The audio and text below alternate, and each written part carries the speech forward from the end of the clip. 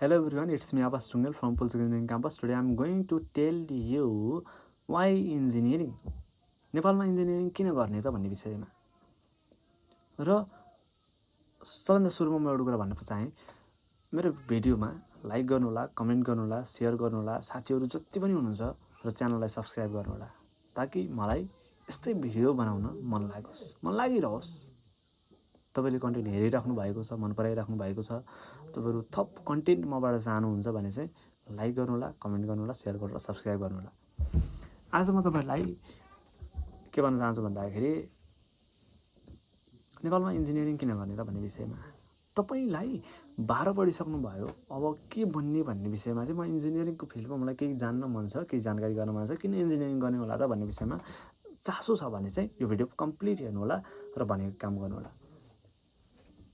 नेपालमा इन्जिनियरिङ किन गर्ने भन्ने विषयमा चाहिँ के छ भन्दाखेरि हाम्रो देश भर्खर विकासशील हैन विकास हुँदै गरेको देश हो। यहाँ हामीलाई धेरै भन्दा धेरै इन्जिनियर चाहिएको छ, किन भन्दाखेरि एउटा देशलाई चाहिँ एकदमै डेभलपमेन्टमा चाहिँ पिकमा पुर्याउनको लागि चाहिँ हामीलाई इन्जिनियरको खाँचो छ, सक्षम इन्जिनियरको खाँचो छ, प्यासन भएका इन्जिनियर। म देशको लागि केही गर्छु, देशलाई चाहिँ बनाउनु पर्छ, तर हामीसँग नलेज डेभलप गर्नु पर्यो,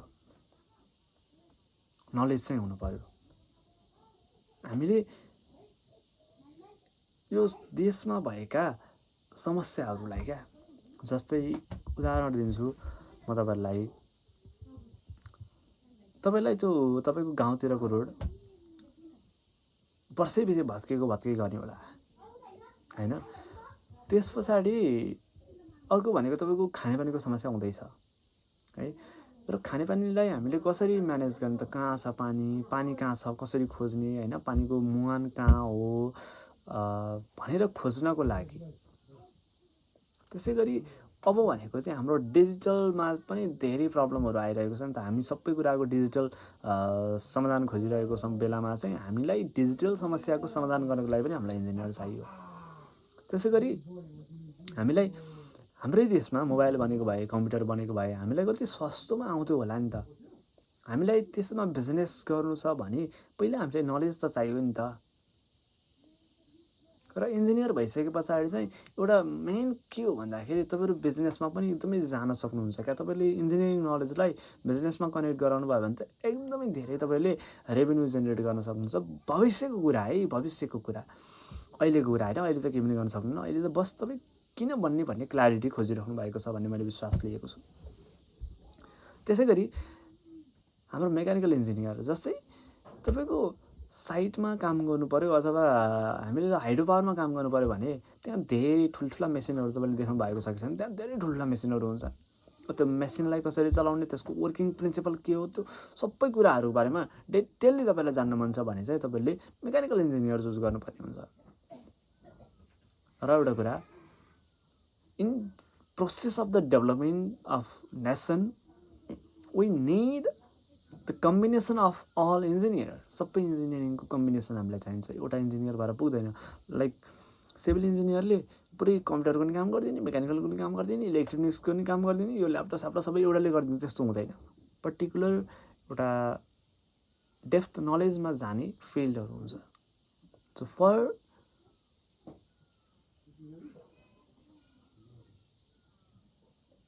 डेभलपमेन्ट अफ नेसन, हाम्रो देशमा केही होस्, केही गरौँ भन्ने एउटा क्युरियोसिटी छ र आफूसँग म गर्न सक्छु भन्ने एउटा ब्याकग्राउन्ड छ, क्षमता छ भने तपाईले गर्न सक्नुहुन्छ।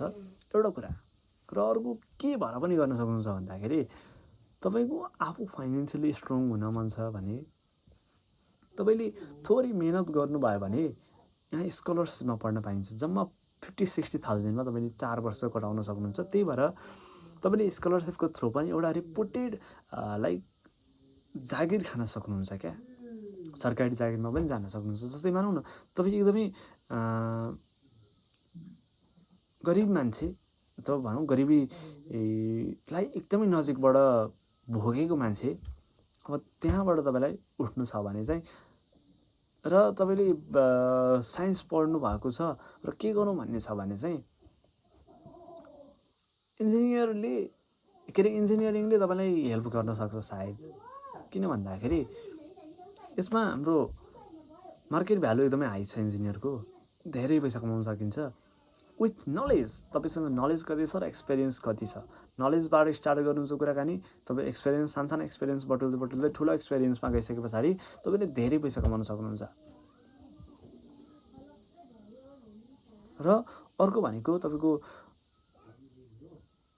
डिग्निटी, तपाईँ भनौँ प्रेस्टिजको लागि पनि तपाईँले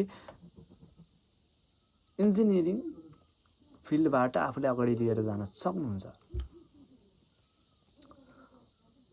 र यति नै कुरा हो। र तपाईँहरूलाई इन्जिनियरिङ इन्ट्रान्स प्रिपेरेसनको बारेमा अब सुरुमा त तपाईँलाई इन्जिनियर पढ्न मन छ कि छैन भन्ने कुराबाट सुरु गर्नुहोस् है। तपाईँलाई इन्जिनियर पढ्न मन छ भने होइन, देशको लागि केही गरौँ, आफ्नो फ्यामिलीको लागि केही गरौँ भन्ने छ भने तपाईँले इन्जिनियरिङको प्रिपेरेसन स्टार्ट गर्न सक्नुहुन्छ। र इन्स्टिट्युटको प्रिपेरेसन कसरी स्टार्ट गर्ने, यावत विषयमा, इन्स्टिट्युट जाने कि नजाने, इन्स्टिट्युटको विषय के हो होइन, स्ट्राटेजी के हो, कसरी इन्जिनियरिङमा हामीले राम्रो ऱ्याङ्क ल्याउने होइन, इन्स्टिट्युटको लागि पनि त ऱ्याङ्क त चाहियो नि त, पढ्नु पऱ्यो, यावत कुराहरूको बारेमा धेरै कुराहरू छन्।